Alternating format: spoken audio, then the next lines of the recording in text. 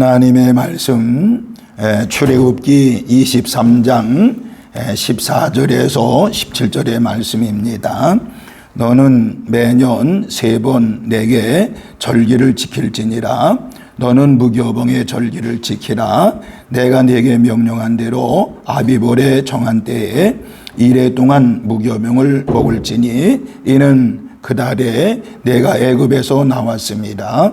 빈손으로 내 앞에 나오지 말지니라.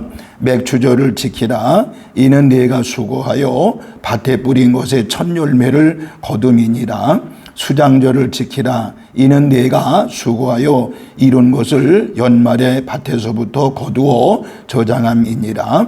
네 모든 남자는 매년 3번씩 주 여호와께 보일지니라. 아멘. 걸어가신 하나님, 은혜와 사랑을 진심으로 감사를 드립니다. 오늘 7월 첫 번째 주일에 이렇게 맥추감사주일로 하나님 앞에 영광 돌리옵나니, 이 예배가 하나님께는 영광 돌리는 예배, 또 말씀을 통해서 하나님의 영광, 또 말씀을 통해서 모든 심령들이 새로워지고 거듭나는 은혜로운 역사가 일어나게 하여 주옵소서. 감사를 드리면서 예수님의 이름으로 축복하며 기도하옵나이다. 아멘. 아멘. 할렐루야. 하나님의 놀라우신 은혜와 사랑과 은총이 오늘 이렇게 7월 첫 번째 주일 맥추감사주일에 달려나와 하나님께 예배하며 기도하며 찬송하는 우리 모든 성도들 위해 하나님의 그 크신 은혜와 사랑과 은총이 함께 하시기를 주의 이름으로 축원합니다. 특별히 오늘은 7월 첫 주일이기 때문에 7월달 앞으로 한 달 동안 하나님의 보살핌과 하나님의 인도하심과 하나님의 역사하심에 7월이 되어지기를 다시 한번 주님의 이름으로 축원합니다. 오늘 또 영상으로 말씀을 듣는 모든 성도들에게도 하나님의 그 크신 은혜와 사랑과 은총이 함께 하시기를 주의 이름으로 축원합니다. 저는 오늘 이 출애굽기 23장 14절에서 17절의 말씀을 중심으로 해서 맥추감사절의 영적인 축복에 대해서 상고하면서 같이 은혜를 나누고자 합니다. 오늘은 특별히 한국교회가 맥추감사주일로 하나님께 영광을 돌리는 그런 날입니다. 오늘 본문에 보면 맥추절을 지키라. 이는 네가 수고하여 밭에 뿌린 것에 첫 열매를 거둠이니라 라고 말씀을 하고 있습니다. 맥추절은 봄에 농사를 지어서 첫 열매를 드리는 절기로서 6월절 다음 날부터 계산해 가지고 50일째 되는 날로 지켰습니다. 여러분, 우리가 알아야 될 것은 맥추절에는 2가지의 엄청난 큰 의미가 있음을 알아야 됩니다. 그 첫 번째가 바로 뭔가니, 이스라엘 민족이 출애굽에서 50일째 되던 날 시내산에 도착을 해서 하나님으로부터 이스라엘 사람들이 어떻게 살아야 할 것인가 대한 십계명을 받은 날, 바로 그 날입니다. 그래서 하나님이 십계명을 이스라엘 백성들에게 주었습니다. 또 하나는 신앙의 핵심인 오순절 성령 강림에 임한 날인 것입니다. 신약시대에 와서 이날은 성령 강림절인 오순절 날이 되었습니다. 예수님의 제자들이 마가의 다락방에서 기도하다가 성령 충만 받은 날이죠. 아울러 성령 강림과 더불어서 초대교회가 탄생한 시발점이 됐던 것을 알 수가 있습니다. 이와 같이 맥추감사절은 교회의 탄생일이라 이렇게 봐도 과언은 아닌 것입니다. 이와 같이 십계명을 받은 날이 50일째 되던 날, 그리고 성령 강림도 50일째 되던 날, 아주 의미가 있는, 그러므로 의미가 있기 때문에 우리가 맥추감사절을 이제 지키며 기념하는 것입니다. 자, 그럼 오늘 저는 여러분들에게 맥주 감사절을 지킴으로 얻어지는 영적 축복이 무엇일까요? 영적 축복이 뭐 간단하게 몇 가지 말씀을 드리고자 합니다. 첫째는 맥주 감사절은 신앙생활의 성숙됨을 보여주는 것이라고 말할 수 있는 것입니다. 신앙생활의 성숙됨을 보여주는 것입니다. 이스라엘 백성들은 40년간 광야 생활을 해왔지요. 광야 생활은 하나님께 전적으로 의지하고 하나님께서 주시는 메추라기와 만나를 받아 먹고 사는 은혜의 생활이었다라고 말씀을 드릴 수 있습니다. 그러니까 쉽게 일하지 아니하고 그 다음에 받아 먹기만 하는 그런 삶이었다라고 말씀을 드릴 수 있습니다. 어린아이가 부모님이나 어른들이 해주는 것을 받아 먹고 살아가는 것과 똑같다고 볼 수 있겠지요. 그런데 100% 하나님의 공급으로 살던 이스라엘 백성들이 요단강을 건너서 가나안 땅에 들어갔을 때 하늘로부터 주어졌던 만나와 메추라기가 끊겼던 것을 알 수 있습니다. 아무리 애원하며 소원해도 끊어진 만나와 메추라기는 두 번 다시 내리지 않았습니다. 그래서 이스라엘 백성들은 땅을 개간하고 씨를 뿌리며 농사를 시작했던 것을 알 수가 있습니다. 아울러서 가축을 기르고 땀 흘려 일하며 수고했던 것을 알 수 있습니다. 그리고 가을이 되자 첫 열매를 거둘 수가 있었습니다. 그 이스라엘 백성들이 첫 열매 기쁨을 하나님께 돌리며 기뻐했던 것을 알 수가 있습니다. 이것이 바로 맥주 감사절의 첫 모습이라고 말씀을 들을 수 있는 것입니다.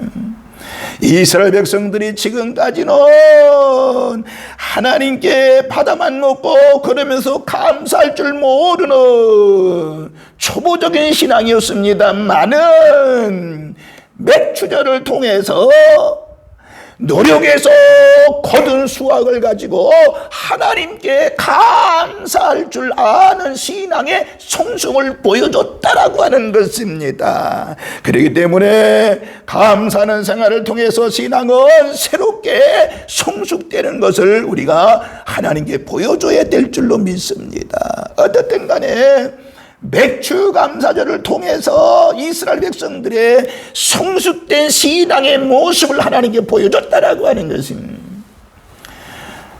늘 하나님 앞에 감사함으로 성숙된 신앙을 보여주는 저와 여러분이 되어지시기를 주님의 이름으로 축원합니다. 두 번째는 맥주 감사절은요, 신앙의 자급자족을 보여준 것이라고 말할 수가 있는 것입니다. 자급자족. 맥주감사절은 우리가 땀 흘려 수고해 얻은 것을 하나님께 감사하는 아주 소중한 사건입니다. 그리고 믿음의 자급자족을 선포한 날이라고 볼 수가 있는 것입니다. 여러분 보세요. 우리나라도요, 1950년대 우리나라의 기독교는 6.25 전쟁으로 인해서 민족적 고통을 당한 후였습니다. 얼마나 많은 가난 속에서 살았나요? 그래서 미국이나 다른 나라로부터 구제품을 받아 먹던 그런 교회였습니다. 그런데 1960년 이후에 우리 기독교에서 새바람이 불기 시작했습니다. 예를 들면 교회에서 월정원금이 11조로 받기 시작했습니다. 또 눈 씻고 봐도 없던 감사하는 것이 감사원금이 재단에 바쳐지기 시작했던 것입니다. 그 후로 교회마다 붕의 불길이 일어났던 것을 알 수가 있습니다. 그 이후에 우리나라는 잘 사는 축복을 받는 나라가 되었던 것을 알 수 있습니다. 지금은 세계 여러 나라의 억거를 나란히 하면서 세계 경제 10위권에 있는 나라가 되었고, 선교사를 많이 파송하며 세계 방방곡곡 교회를 세우며 또 다른 나라의 어려움을 도와주는 교회가 되어졌고 민족이 되어졌습니다. 이것이 성숙된 믿음이고 자급자족하는 믿음이라고 말씀드릴 수가 있는 것입니다. 이제 우리 성도들은요, 광야 생활을 청산해야 될 줄로 믿습니다. 우리의 코로나로 3년 이상이 침체되었었습니다. 우리 다시 한국교회가 다시 한번 일어나서 자급자족하는 그런 삶이 되어져야 됩니다.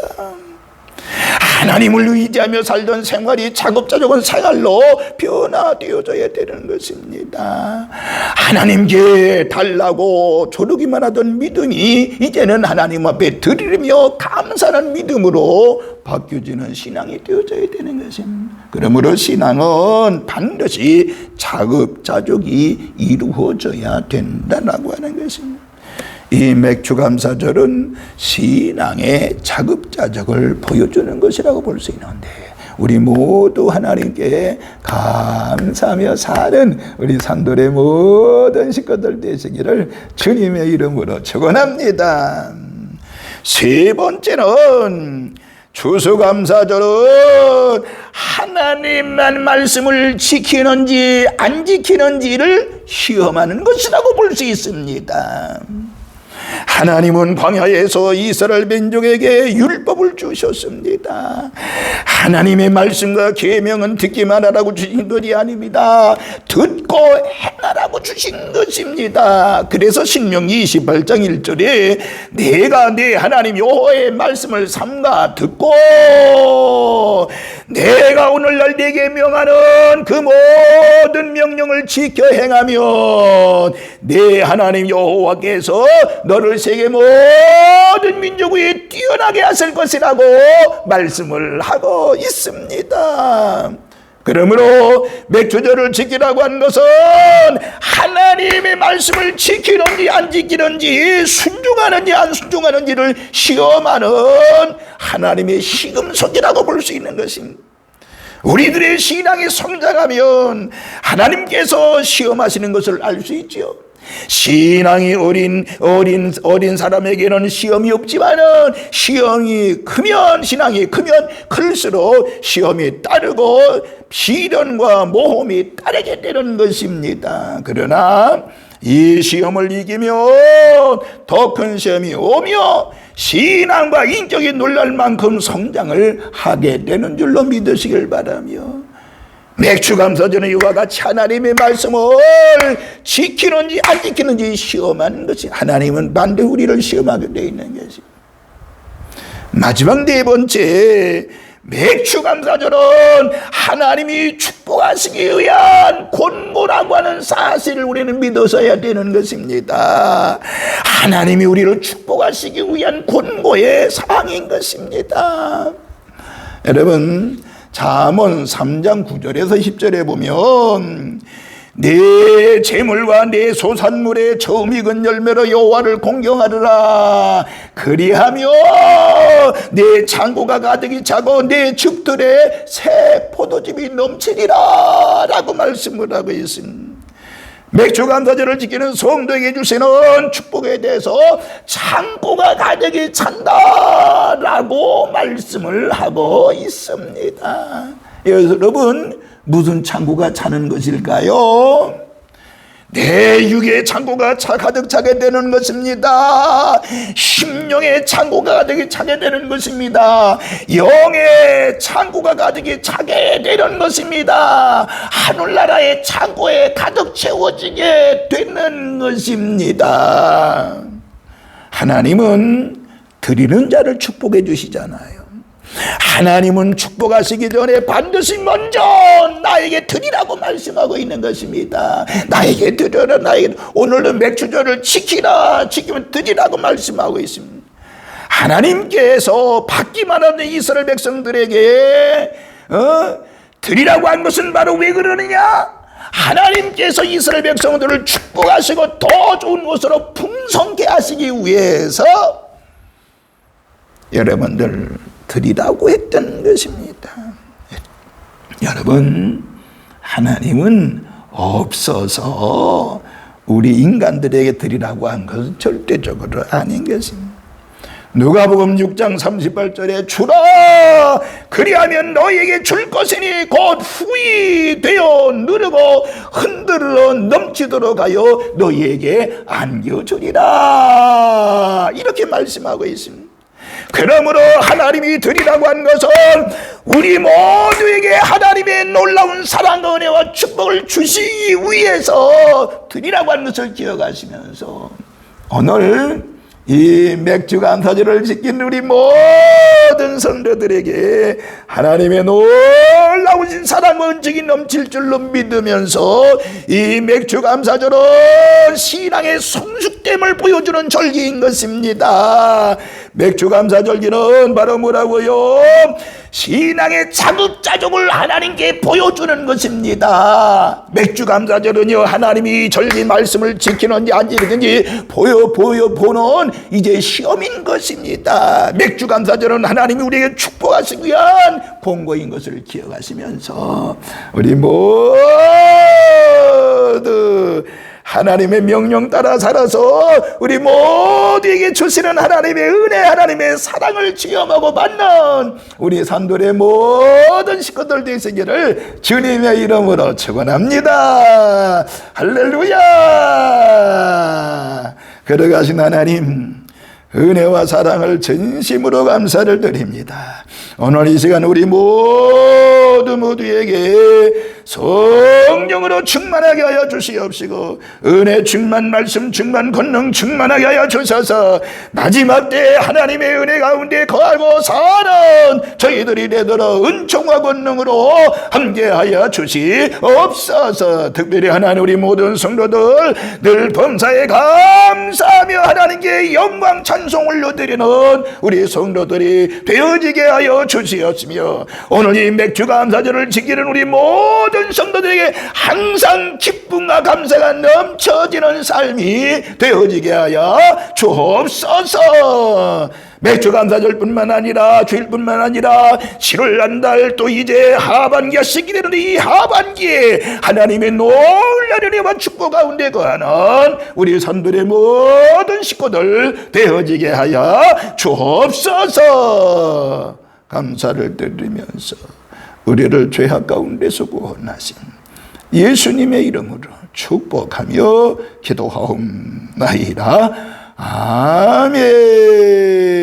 아멘.